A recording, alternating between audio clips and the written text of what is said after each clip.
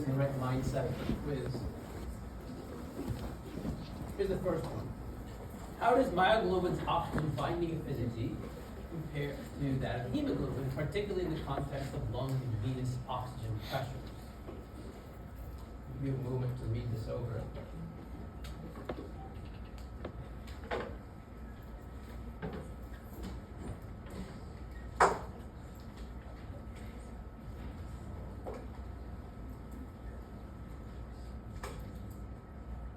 Which one do we like here? Let's see, yeah. So pretty straightforward question. If we do MB stands for myoglobin, right? HB for hemoglobin. So if myoglobin has, let's say, a KD of 2.5 and the oxygen pressure is 7.5, what percentage saturation must the myoglobin be? You don't need a calculator. You're just looking at the KD relative to the pressure, the concentration. So if you have a KD of 2.5 and the concentration is 7.5, you think it would be 12%? No. 75%? Yeah. Yes. 0.7.5%? No. 64%? Don't know. Oh, okay. Yeah. KD, right? Dissociation constant, right? So if you're below the KD in concentration versus above the KD in concentration, what's going to happen with binding? What happens if your KD is 2.5 and I start putting in oxygen and put in more oxygen and I put I've got more oxygen than I've got for KD. Right? So we're moving towards saturation, right? So what percentage would we think it would be, right? If we're up above the KD and we're moving towards saturation, do we think it would be 12%? No, right? Probably not, right? 75%? That sounds more reasonable. 0.75%? No. 64%. So just by thinking about this, you should be able to narrow it down to just two, right? 75% or maybe 64%. Does that make sense? You understand that? Okay. That's what I want to get across here, right? I mean, so you're giving a KD and you're giving a concentration, right? Do you know which side you're on? Are you more towards saturation or are you more towards not at all? I have a question. Yeah. How do you differ between like 64% and then 75% without actually making like a physical calculation? Because like wouldn't you have to? Yeah, on the exam, I'll only give it 75%. I won't give it 64%. Okay.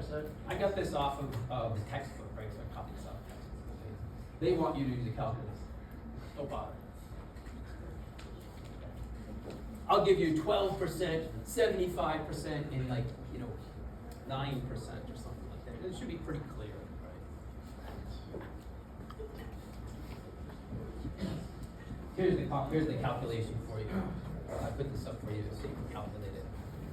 If you want to go through, do the numbers. Yeah. Oh. No, I'm not going to make you calculate an exam. No calculators on the midterm, right? For the equation, where does this n come from? I don't want to get too bogged down on this. 7.5 over 10. Oh, I think that has to do with the making it 100%, the fraction, converting to a percentage. Okay, let's keep moving. How about this question? Why is hemoglobin an allosteric protein while myoglobin is not? So do you know what allosteric means? We know what allosteric means? Cooperativity. Allosteric refers to when a molecule binds, the ligand binds to the protein goes through a conformational change, right? And then usually the affinity goes up, right? For ligands. So when we talk about allosteric, allo being, I think it means Greek for different, right? So if there's a change, to the protein in response to binding to light. So why is hemoglobin an allosteric protein while myoglobin is not? Well, hemoglobin has 4 subunits, myoglobin has just 1. With 1 subunit, there really isn't any kind of propagation of information to an adjacent subunit that can happen, right? So when myoglobin binds to oxygen, that's it, that's the end of the story. But with hemoglobin, I told you how it can convert between T and R states. So that gives hemoglobin allosteric-like property, whereby oxygen binding to 1 subunit causes a conformation change allowing the other subunits to then bind the oxygen higher.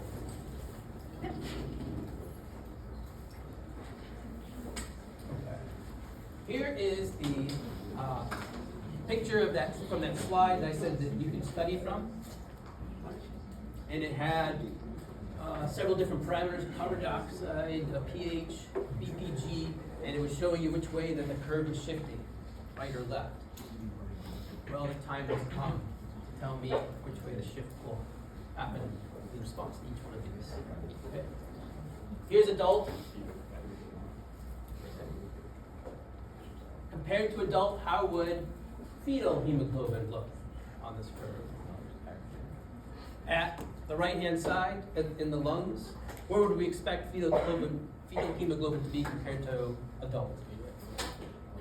Saturated, right? If I were to draw the curve, I'd start my curve up here. That's fetal hemoglobin. Now, as it comes down for fetal hemoglobin, is it coming down with a shape like this, okay? Or is it a higher binding affinity comes down with a shape like this? Higher binding, right? So we draw the HbF starting up here and then coming down like this.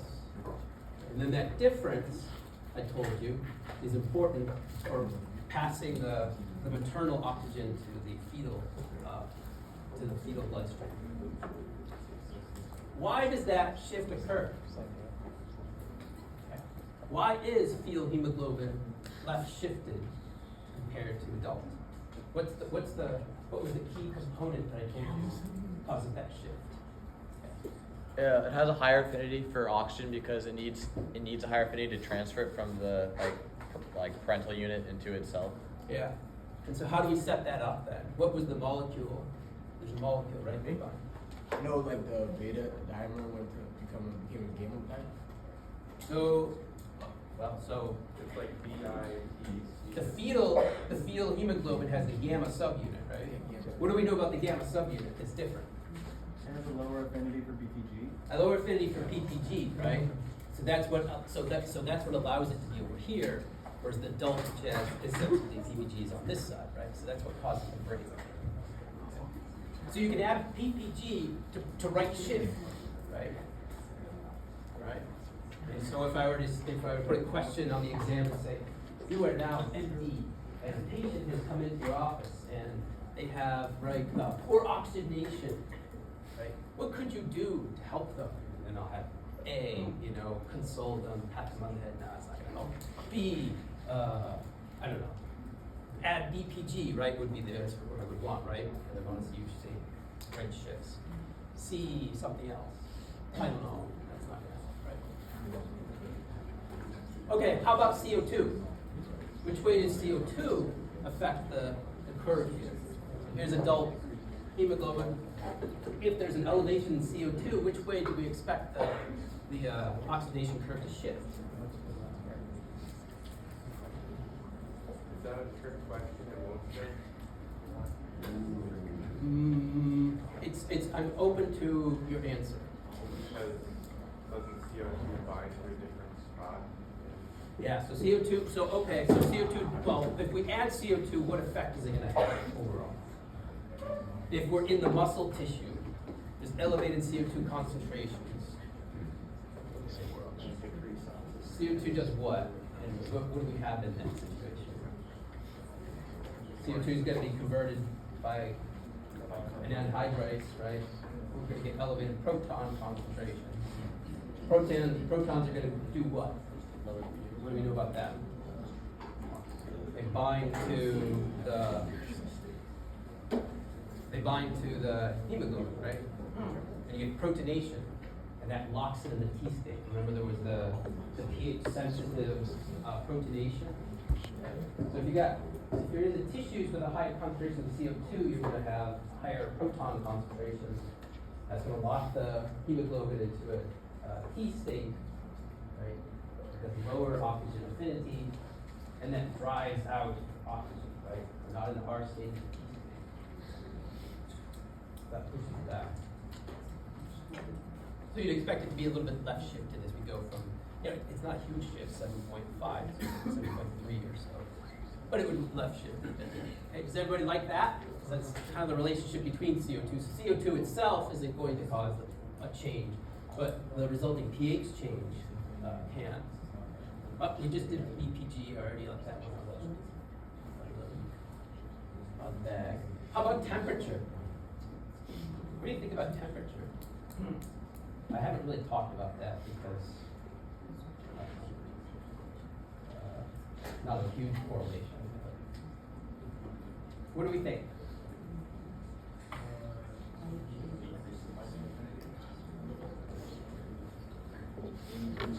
Decrease.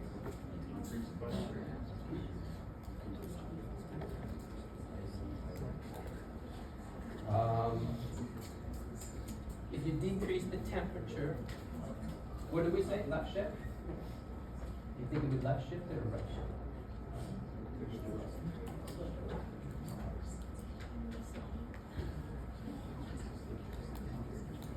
So you actually get, with an increase in body temperature, you actually get a bit, I think, of a left shift of the hemoglobin. I think people who run a fever, you can actually see a slight left shift in the ability of the oxygen, the ability of the hemoglobin to bind the oxygen. But it's not very sensitive. Okay, so that's how. So on an exam, I might give you this curve again, and I might ask you similar questions here, or I might give you this curve and the HbF curve, right? And I would say, tell me why there's a shift, something like that. On that question, Yeah. so if you were to ask something about temperature, you would mention whether or not the temperature is increasing or decreasing, same with pH, because those effects vary depending on whether or not you're going more basic or more acidic or positive. Yes, there would be. I'll give you a little bit more information Okay. to help. And then the BPG was right shift. With right shift as you increase the BPG. Next question. Hemoglobin and myoglobin play crucial roles in oxygen transport and storage. At what partial pressures of oxygen would the difference in myoglobin oxygenation versus hemoglobin oxygenation be largest?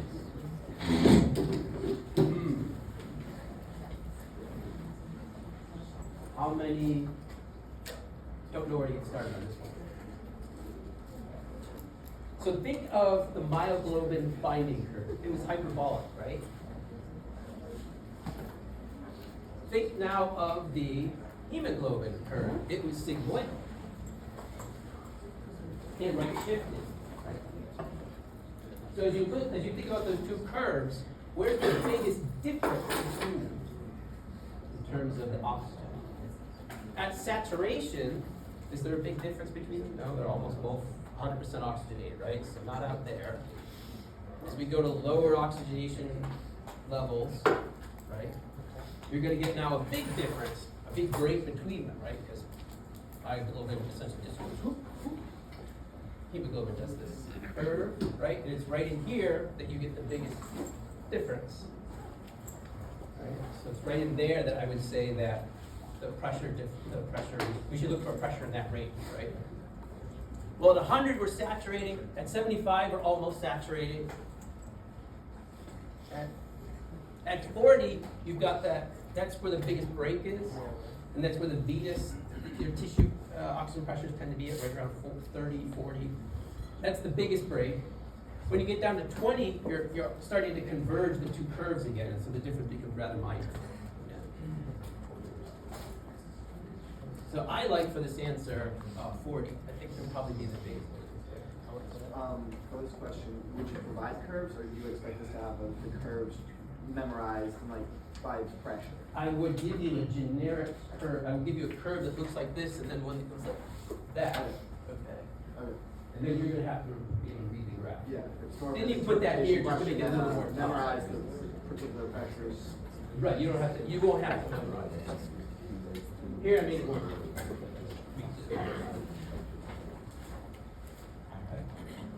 Everybody okay with that then? You understand that concept? Alright, move on. Here's a wordy one. Hemoglobin's affinity for oxygen is influenced by allosteric effectors like BPG. Considering hemoglobin allostery, BPG, fetal hemoglobin, and oxygen pressure, which of the following statements is true? This is actually kind of similar to what we talked about earlier. So comparing fetal hemoglobin to adult fetal globin and that BPG factor, which indeed is true, fetal hemoglobin has higher affinity for BPG compared to adult hemoglobin, reducing its oxygen affinity. Well, we know that's not true, right? Fetal hemoglobin does not bind BPG. BPG binds more strongly to fetal hemoglobin, again, false, than to adult hemoglobin. BPG reduces hemoglobin's affinity for oxygen, but fetal hemoglobin has a lower affinity, allowing it to hold on to oxygen more effectively. I do like that one. That one sounds correct. How about the last one? Adult hemoglobin and fetal hemoglobin have the same affinity for BPG. We know that's not true. So C.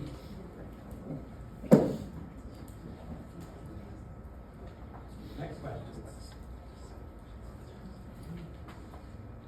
Hemoglobin exhibits cooperativity in oxygen binding due to its quaternary structure. How do these interactions between its subunits affect oxygen binding and release? Okay, so about the cooperativity. A, each subunit binds oxygen independently with no influence on each other. No, that's not true, right? One subunit affects the other. What that describes right there, each unit binds oxygen independently with no influence. That would be true if that Hill coefficient that I mentioned to you was 1. Right? If it's 1, like it is for myoglobin, then there's no cooperativity. But myoglobin has 4, right? 4 oxygens. So it's Hill coefficient is 4, where you get that slope. Okay, B, binding of oxygen to one subunit increases the affinity for the remaining subunits. Facility cooperative binding. Yeah, that's correct. C, binding of oxygen to one subunit decreases the affinity for the remaining subunits. We know that's false here. Okay. This would happen if the Hill coefficient was less than 1. So 0.2, 0.3, 0.4, a value between 0 and 1 for a Hill coefficient would suggest that there's negative cooperativity. That's an instance in which, as it says here, binding to one subunit decreases the affinity to other ligands bind to other subunits. You do not find this in biochemistry very often. There's a few proteins that have negative cooperativity, but it's a very rare phenomenon. And then lastly, the subunits of hemoglobin do not affect its oxygen binding with its properties. That's not true. Yeah? What is the difference between allostery and cooperativity? So allostery would be the binding of the ligand to the protein causes the conformational change. Cooperativity would be part 2 of that, which is the conformational change decreases the affinity of the other subunits.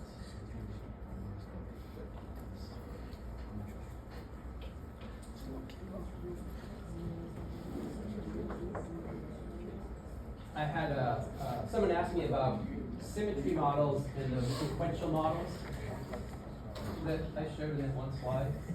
So I dug up this question about it, so we can talk about it. Compare and contrast the sequential symmetric models of cooperativity in proteins. Do you remember those two models? What was the major difference between the two models? One was, it was just 2 states. The hemoglobin is either completely low affinity or it's completely high affinity. You're either one or the other. And if you bind oxygen to the low affinity, it converts into the high affinity. 2 steps, just 2 states. That contrasts with the other model that was before, that was the sequential model. It says, well, you've got 4 subunits, and binding to one subunit causes that subunit to go into the R state, the high affinity state, and it then can transmit that signal to the next subunit. So this next subunit over here can become the R state. But you still got two T states out here. When this one becomes the R state, binds oxygen, it can then affect the next subunit, converting it to an R state. So you have the sequential model instead of what I said, the two-state model, which is all T or all R. For hemoglobin, it looks like it goes. It looks like it might be a sequential model, but the sequence is so fast that it really looks like a two-state. It's a two-state. We say that in the textbooks for people. But there's a sequential model that's out there, and that sequential model, even though it may not be the best for describing hemoglobin, does a really good job of describing most other proteins. Most other proteins go through that sequential model. Okay, so that's the difference in the two models. I don't know if I'm going to ask a question with Victor about this. I probably won't. Good thing to know, but it's too hard of a question for me to gather. So, but there's the definition of the two for you also. There's an answer. All right, this is the last question I'll ask for today.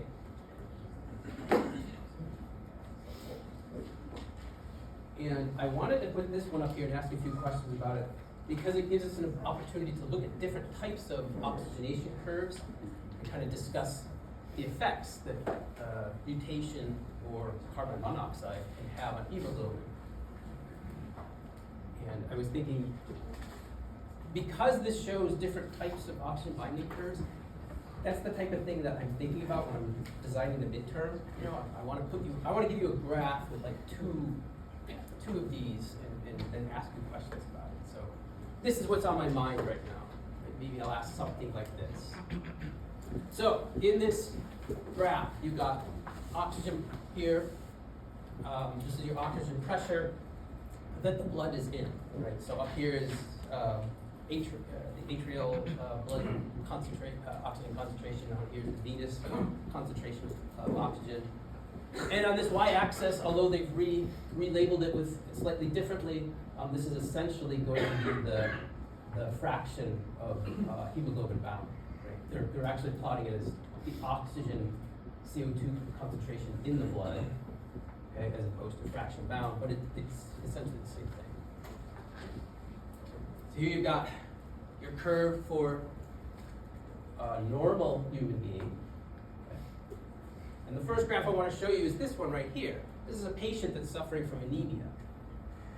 Anemia happens when you have fewer red blood cells, right? Less hemoglobin. So one question I might ask is, given the fact that anemia results in less hemoglobin, why do you think that the anemia oxygenation curve saturates below the wild type of a normal patient? Why this discrepancy here? Why do you think that happened? The carbon monoxide binds the same site as the oxygen. Don't bring carbon monoxide into it yet. Oh. I just want this curve. So this patient has less red blood cells and less hemoglobin, right? So in the lungs, how much, if they've got less hemoglobin, how much oxygen can they take up? Less. And so you saturate at less than the normal patient, the wild type organism here. So that's the difference here is due to the fact that, well, you have lower total capacity because you have less red blood cells. What do you think that would now if you said I'm going to start taking red blood cells out of your blood, right?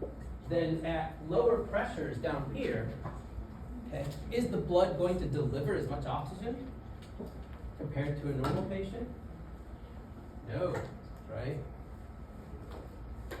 So I would expect this curve to maybe be over here, right? Compared to a normal person, because we're delivering less oxygen, right? We got less blood. So you'd have this curve over here, right? But that's not what happened. Instead, people who have anemia have a right-shifted curve. They give oxygen more easily compared to a normal patient, okay? As an attempt to try and compensate for the fact that they have less total oxygen that they can carry. That's what actually happens. That's because the body compensated. What's one way in which you compensate and right shift your oxygenation curve? What's one thing that you could do that we learned? You could apply what? You could put what into the system? You put in BPG, right? And that's exactly what happens in anemia patients. Because they have less hemoglobin, right? They try to compensate by pushing that curve to the right by having elevated BPG levels. So if you look at an anemic patient, they have high BPG levels.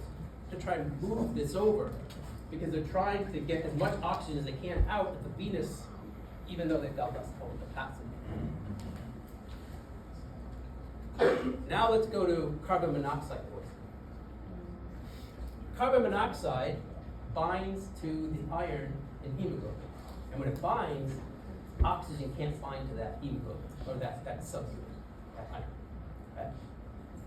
So if you've got carbon monoxide poisoning, why is the total capacity of the blood lower compared to normal? Why does that happen? Any guesses? Carbon monoxide is binding to the irons. Click. Yeah. Does that have to do with it doesn't like that conformation? It doesn't like that conformation, so it's hard to get the CO2 into the iron, right? Once it's bound to the iron, it's actually really hard to get off again. Right? So once it's bound, it's like, oh, now your hemoglobin is bound to carbon dioxide, now it cannot bind.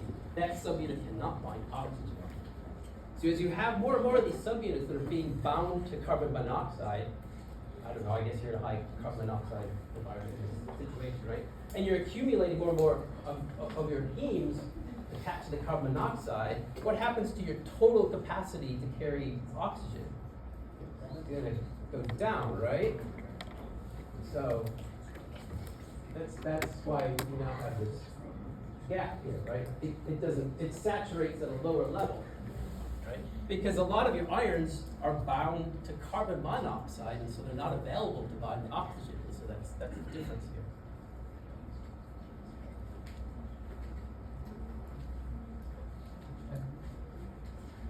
Carbon monoxide, when it does bind to a subunit, it generally pushes the hemoglobin into an R state. Okay. R state's high affinity. If my hemoglobin has high affinity for oxygen, it's less likely to give it up at low oxygen levels. Would you agree? And so you get this curve for hemoglobin that's been bathed in carbon monoxide. Because it's been put in the R state, it can't go into this T state and push out the oxygen. It's trapped on the hemoglobin molecule. It's very difficult to come off. And so even at these lower pressures, it still isn't giving up its oxygen nearly as well as the patient who isn't exposed to carbon monoxide. And and so this combination, you've got less capacity and you're not giving it up to the tissues, is why carbon monoxide can lead to carbon monoxide poisoning. And that histidine that blocks the carbon monoxide is why you can't easily get carbon monoxide poisoning. Right? That's why, not want to get morbid, that's why you have to lock yourself in the car with the engine on to actually get the carbon monoxide. You gotta get that carbon monoxide a little bit high in concentration in order to do this, right? The hemoglobin has a method to try and keep that carbon monoxide out. So that's what's happening here, right? So then I can imagine on the exam, I'll come up with some sort of disease, and I'll say, you've got a disease that does something to the hemoglobin and causes this right or leftward shift. And what I'm looking for you to do is work that kind of concept that I just showed you, right? Is that okay? Can we do some more on Friday? Do you feel great? Oh, more. Yep. Quiz on Friday is on. So the quiz on Friday will be on something like this. It'll be a lot easier than this. So the quiz questions will be easy. Something like that, or yeah, something like that. Questions from this. Something like this. The midterm questions, I'm going to put up like a graph, right, with a couple of curves. I'm going to ask you to tell me about the differences. So I might just like that one. You said you mentioned that anything blood has the medium shape that the hot higher level that like for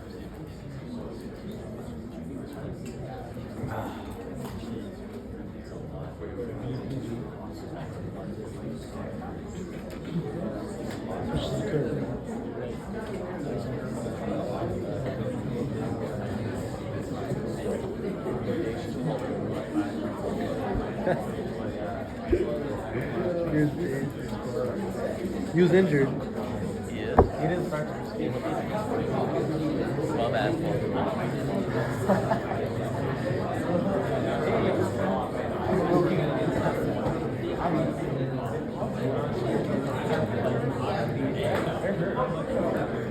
I got both of them. Yeah. Okay, that's right. I wish.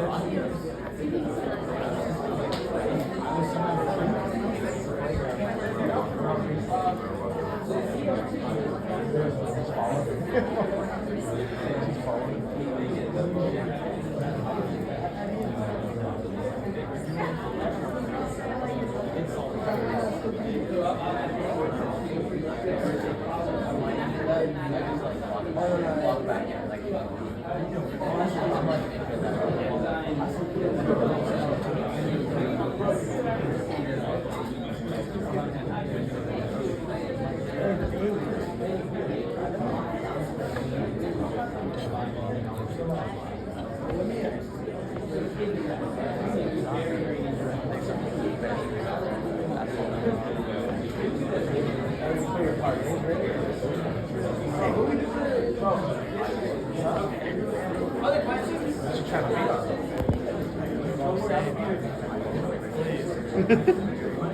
I need it. Trust me. All right. I can get anything in there. OSD guy in there. Oh, lipids. All right, let's do some lipids. I want to go through the slides we went through last time. We kind of went through them. I think it was a lot of information dispensed in a very short period of time. So let's hit it again. Okay. And what I want to show you here, what we're going to do here is, I want to introduce each one of these categories to you. Within this sort of category, within this big category of lipids, right, we have these subcategories. And then the first category is sort of the thing that we usually think about when we think about lipids. These are fatty acids. They're used for energy sources, for energy and things like that. The second one you don't think of as being in the lipid class, but because they're hydrophobic and they interact with lipids, they're lumped together. This is cholesterol and the hormones that can come from cholesterol. And then lastly, there are vitamins that are highly hydrophobic, and they associate with the lipids because of their hydrophobicity, but their structures are quite different, and their uses and functions are very different than the steroids and the fatty acids. So let me start at the top. Fatty acids are going to be the building blocks for triacylglycerols and your phospholipids here. So let me show you fatty acids. Fatty acids look like this. They have a carboxylic acid at one end, and then they have a long hydrocarbon chain. Important things to note here are that we start the numbering from the carboxylic end. They can be either saturated or unsaturated. The two saturated lipids to know the names of are palmitidic acid and this one also, stearic acid right here. I don't think you don't, for this course, you don't need to know the structures and the number of carbons here, but know that these are the two saturated fatty acids, okay? I showed you this big graph table the other day with all those different fatty acids. Those exist, but these are the two that you'll see most often. These are the two saturated fatty acid rock stars, if you will, popular ones. And then here are the unsaturated fatty acids that are the most important of the group. And so knowing their names would be helpful too. The other thing that I want you to know is that for the unsaturated fatty acids, they always start with a double bond at the 9th position. Okay. So oleic acid is a great example. It just has that single double bond, and then it starts at the 9th carbon. If you got more than, it's polyunsaturated, more than one double bond, okay, it'll come after the 9th carbon, so they tend to come afterwards for the most part. It's not a rule, but it's usual. And they tend to be every 3rd carbon. So, 1, 2, 3. Okay. Instead of 1, 2, like a conjugated bond, right? Remember in organic chemistry they talk about conjugated bonds. This is not a conjugated bond. Okay? There's deliberately an extra carbon that's not in this, that doesn't have double bond nature in here. That's there deliberately so as to allow flexibility and rotation. If it were conjugated in here, then of course it would be much stiffer, and we wouldn't be able to get rotation and movement in here. And that movement here is important because it's actually going to end up pushing on the other lipids that are around it, making space for itself. And that loosens up the packing of the lipids. So that's why you've got this arrangement of 1, 2, 3. I think that's what you need to know. Oh, the other thing I wanted to know is, remember that there's cis, whenever you got a double bond, it's going to be in the cis configuration. The cis configuration gives it this kink, okay? And the kink is also very important in terms of the packing of the lipids. It also will prevent tight packing, okay? So that's why there's a preference for the cis configuration. Trans fats are bad, right? They're now banned in foods. That would be where the double bond here has the trans configuration. You don't find trans fats in humans, only in synthetic products. And I think one bacteria that's in the gut have. Okay, so those are fatty acids, right? You take these, okay, and you string them together to make your triglycerides or your phospholipids. Okay, so you're going to see those fatty acids now in the next slide here with the triglycerides. So if you want to store these fatty acids for later, you want to metabolize them later for energy, but not right now, you store them in this form. Take a glycerol, that forms the head group here of our triglyceride. And then we add our fatty acids to it. And there are typically 3 chains. And here you can see an example with the 3 chains here. And so here we have, you can see the steariol. Okay, so that's remember the stearic acid I mentioned, which was saturated? Okay, so here you can see the stearic acid part of the nomenclature here. That would be this red one. Yeah, that's the red one, stearic acid. And then when you make it when we go to convert this into our triglycerol here, we also have to add the OYL at the end, okay, to denote it as being in this fatty acid complex here. So here's our OYL at the end. And you know, well, let's see, steariol, yeah. Okay, so that's this one. Then we've got a palmitoyl. Okay, this is the palmitidic acid. Okay, we'll go back and look at the palmitidic acid. Okay, here's your palmitidic acid, and OYL at the end, right? Because it's been coupled. Okay, and then you see that there's an OLE. Okay, so it's not palmitidic, it's palmitoid, and then you've got this OLE in here. And that denotes the double bond nature of the palmititic acid. There's our double bond. Is it this one? I'm trying to look at this. I think it's this one. Yeah. I think that's it. Right there. Okay. And so they put the OLE in here because it's like an oleic acid. Oleic acid is the unsaturated lipid with a single double bond here at the ninth position here. So because it has the oleic acid, like a bond here, that's where this comes into place. With the palmititic, then you modify it with the double bond, and then it's part of the triglycerol. So we get it with the OLE. Yeah. Does the one mean that it's on the first carbon? Yes. So the easiest way to figure it out would be 1 is the palmitoyl, the 2 is the linaloil, and the 3 is the steroid. Yes. Yeah. Yeah.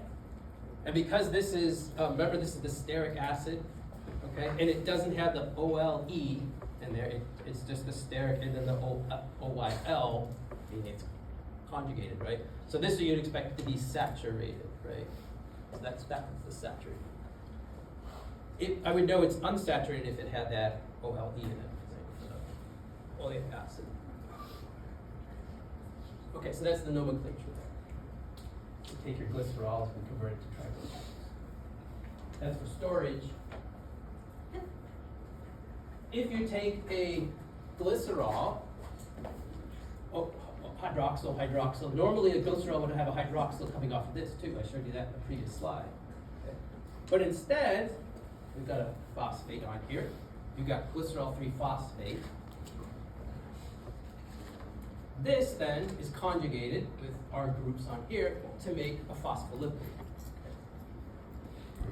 You can see some similarities between the triglycerols and phospholipids. Okay, so now you have a phospholipid. Whereas the fatty acids are used for energy, phospholipids are generally not used for manufacturing of ATP. Instead, they're usually the structural component of membranes. And they also can be used in some types of signaling. Some proteins recognize lipids and get turned on, activated because of them. Okay, this will be my last slide. And so what to know about lipids? What I want you to know about lipids is that, like the triglycerols, you've got the two fatty acids that will be added on, okay, here and here. For virtually all phospholipids, one chain will be saturated and one chain will be unsaturated. That's about 90% of your lipids are going to be like that. And because you have this phosphate, and look, you've got an X group here, you can add something to this that makes it hydrophilic. So you'll find groups like this, which is like a choline group at the head of the lipid, which is either hydrophilic or charged. And then at the other end, you find the alkane tails. Okay? So it's charged at one end and hydrophobic at the other. Okay, that's what I would think about lipids. And I'll stop here because we're out of time. On Friday, I'll do review, 50 most important slides for the midterm, and I'll give